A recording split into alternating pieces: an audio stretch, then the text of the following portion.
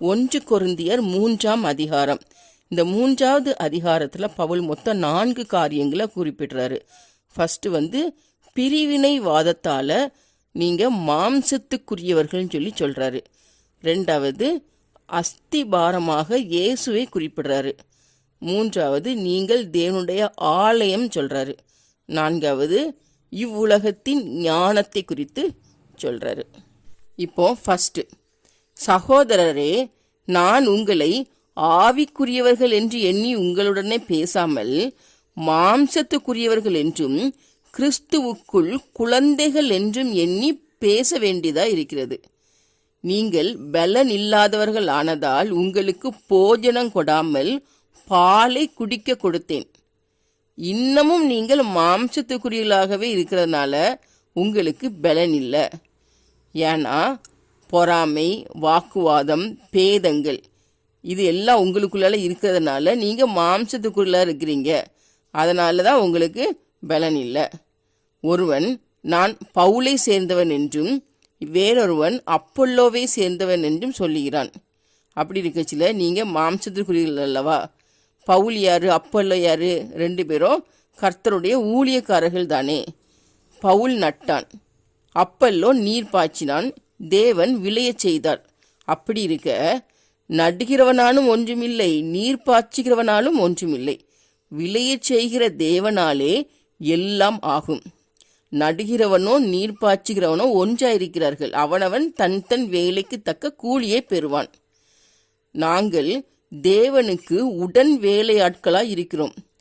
நீங்கள் தேவனுடைய பண்ணையும் தேவனுடைய மாளிகையுமாய் இருக்கிறீர்கள் சொல்லி பவுல் குறிப்பிடுறாரு. அடுத்தது அஸ்திபாரமாகிய இயேசு கிறிஸ்துவை பற்றி சொல்றாரு. எனக்கு அளிக்கப்பட்ட தேவ கிருபையின் படியே புத்தியுள்ள சிற்பாசாரியைப் போல் அஸ்திபாரம் போட்டேன். வேறொருவன் அதன் மேல் கட்டுகிறான், அவனவன் தான் அதன் மேல் இன்ன விதமாய் கட்டுகிறான் என்று பார்க்க வேண்டும். பவுல் தன்னை புத்தியுள்ள சிற்பாசாரியாட்டு குறிப்பிடுறாரு. இயேசு கிறிஸ்துவை அஸ்திபாரமாட்டு குறிப்பிடுறாரு. இயேசு கிறிஸ்துவை அல்லாமல் வேறே அஸ்திபாரத்தை போட ஒருவனாலும் கூடாது. ஒருவன் அந்த அஸ்திபாரத்தின் மேல் பொன், வெள்ளி, விலையேற பெற்ற கல், மரம், புல், வைக்கோல் ஆகிய இவைகளை வச்சு கட்டினா அவனவனுடைய வேலைப்பாடு வெளியாகும். நாளானது அதை விளங்க பண்ணும். அவனவனுடைய வேலைப்பாடு எத்தன்மை உள்ளது என்று அக்கினி பரிசோதிக்கும். ஒருவன் கட்டின வீடு நிலைத்தால் அவன் கூலியை பெறுவான். வெந்து போனால் அவன் நஷ்டமடைவான், அவனோ ரட்சிக்கப்படுவான். அதுவும் அக்கினியில் அகப்பட்டு தப்பினது போல் இருக்கும் சொல்லி பவுல் குறிப்பிடுறாரு.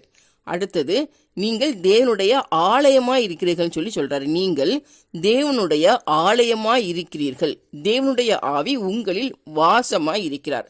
ஒருவன் தேவனுடைய ஆலயத்தை கெடுத்தால் அவனை தேவன் கெடுப்பார். தேவனுடைய ஆலயம் பரிசுத்தமாய் இருக்கிறது, நீங்களே அந்த ஆலயம் அப்படின்னு சொல்லி பவுல் குறிப்பிடுறாரு. அடுத்தது இவ்வுலகத்தின் ஞானத்தை குறித்து சொல்றாரு. ஒருவனும் தன்னைத்தானே வஞ்சியாதிருப்பானாக. இவ்வுலகத்திலே உங்களில் ஒருவன் தன்னை ஞானி என்று எண்ணினால் அவன் ஞானியாகும்படிக்கு பைத்தியக்காரனாக கடவன். இவ்வுலகத்தின் ஞானம் தேவனுக்கு முன்பாக பைத்தியமாய் இருக்கிறது. அப்படியே ஞானிகளை அவர்களுடைய தந்திரத்திலே பிடிக்கிறார் என்றும் ஞானிகளுடைய சிந்தனைகள் வீணாயிருக்கிறதென்றும் கர்த்தர் அறிந்திருக்கிறார் என்று எழுதியிருக்கிறது.